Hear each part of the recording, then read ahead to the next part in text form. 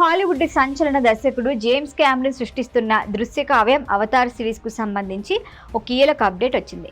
ఈ ఫ్రాంచైజీలో మూడో భాగంగా రాబోతున్న అవతార్ ఫైర్ అండ్ యాష్ సినిమా రన్ టైమ్ ను అధికారికంగా ప్రకటించారు. ఈ చిత్రం ఏకంగా 3 గంటల 15 నిమిషాలు నిడివితో రానుండటం విశేషం. దీంతో అవతార్ సిరీస్లోనే ఇది అత్యంత అధిక నిడివి గల చిత్రంగా రికార్డు క్రియేట్ చేసింది.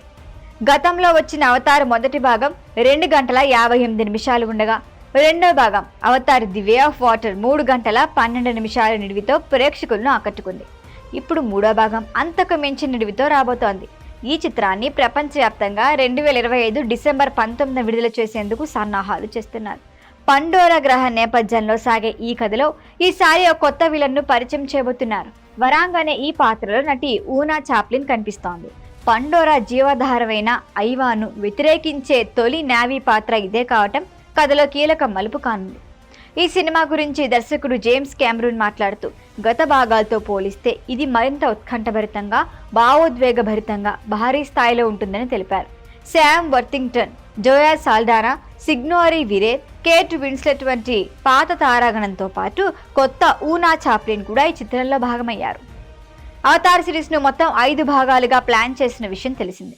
మూడో భాగం తర్వాత 4వ భాగాన్ని 2029లో, 5వ భాగాన్ని 2031లో డిసెంబర్లో విడుదల చేయాలని లక్ష్యంగా పెట్టుకున్నారు.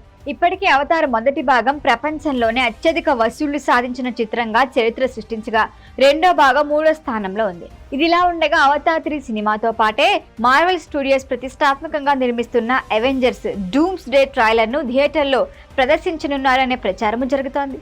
ఈ వార్త నిజమైతే మార్వెల్ అవతార్ అభిమానులకు డబుల్ ట్రీట్ ఖాయం. ఈ వీడియో కనుక మీకు నచ్చినట్టయితే లైక్ చేయండి, షేర్ చేయండి, సబ్స్క్రైబ్ చేయండి. అలాగే పక్కనే ఉన్న బెల్ ఐకాన్ని క్లిక్ చేయండి.